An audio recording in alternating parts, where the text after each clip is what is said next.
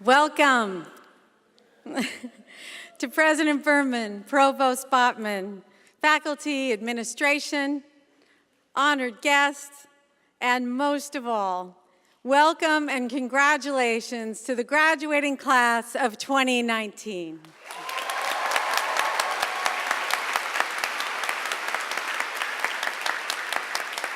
Graduates, as you prepare to enter the legal profession and make your mark, I'd like to share with you a story that I heard recently, just a few months ago, from a Cardozo alumna about a pivotal moment in her career.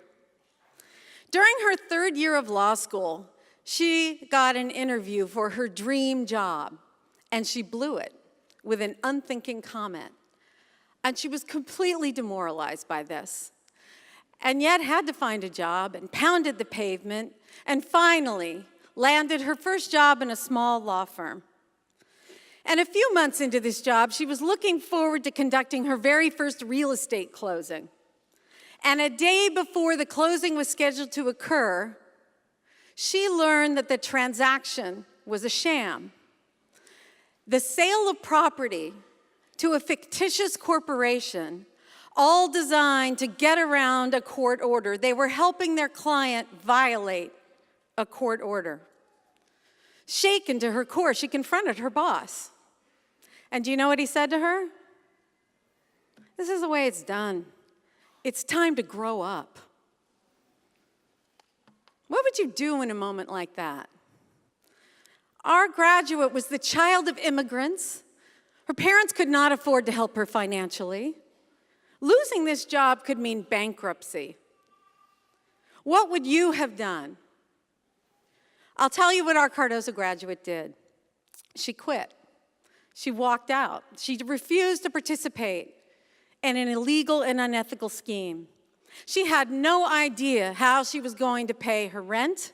She had no idea how she was going to pay back her law school loans. And the next day, the day of the closing, the police raided that law firm and arrested her former boss. And it was a really good thing that she followed her instincts. Now, ultimately, our graduate found her way, and she has now an extraordinary career. In fact, I talked to her yesterday. She's famous enough that she doesn't want me to use her name in this speech. She has a career built on her reputation for honesty, transparency, and ethical behavior.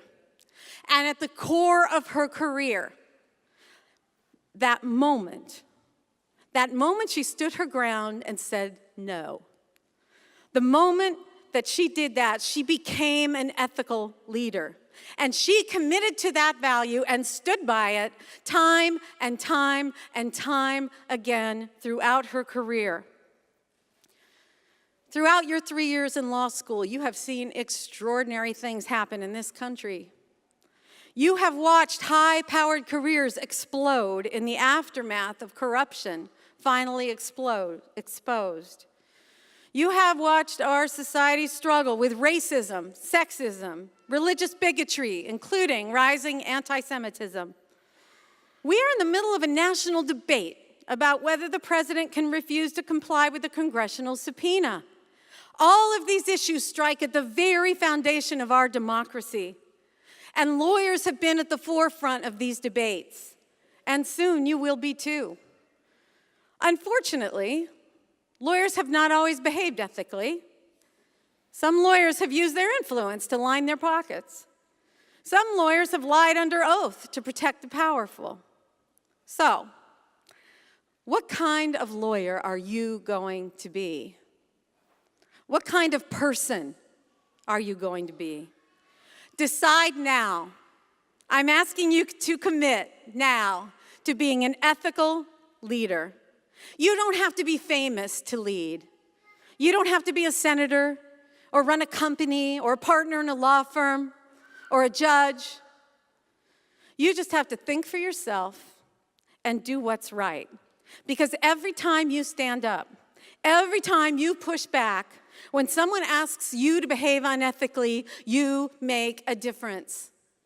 And like a row of dominoes, when you influence one person, when you change one life, the difference you make causes other changes, influences other lives. It causes a ripple effect. You have already started being ethical leaders. I've seen it.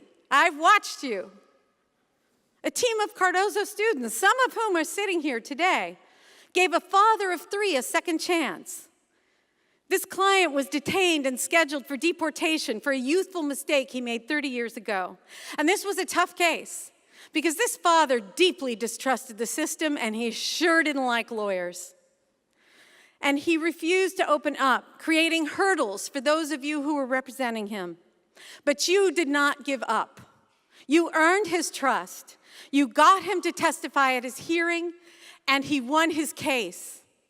And he was not deported. And more importantly, perhaps for today, his opinion of the system and his opinion of lawyers changed. And because he changed, other lives were changed, including the lives of his children. Other Cardozo students helped an 81-year-old woman with advanced Parkinson's disease. Her son had been trying for months to get Medicaid to provide 24-hour care that she desperately needed, and he was constantly rebuffed. She was left home for hours at a time. She fell several times. She finally broke her foot, and still, Medicaid would not provide the care. And then our students, you stepped in, and you represented her at a fair hearing, and you prevailed, getting her the care she so desperately needed. Yes, you are ready to be ethical leaders. I am sure of it. You have the tools. Entangling with Professors Reinert, Roth, and Gillis, you have learned how to approach the law critically, to challenge its underlying assumptions, and to advocate for change when change is necessary. In sparring with Professors Stirk, Buccafusco, and Shaw, you have learned to be creative problem solvers, not to settle for the first obvious answer, but to evaluate arguments and construct innovative solutions. Working with Professor Ginsburg, you secured a settlement for a client in federal prison when prison officials interfered with his right to observe Ramadan. You have led organizations that have improved our law school. You have helped clients launch their first businesses and artistic endeavors. You have helped exonerate wrongly convicted prisoners. So yes, you are ready. You are ready to leave. You are ready to serve. And you are ready to make a difference in the lives of your clients and the world. And when others tell you, let's keep this quiet. This is how it's done. You will not follow. You will lead, and others will follow you.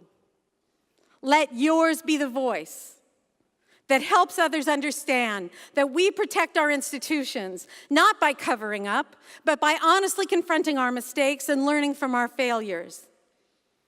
Let yours be the voice that insists on the dignity and worth of every single person. Let yours be the voice that places honesty and the public good before greed and self-advancement.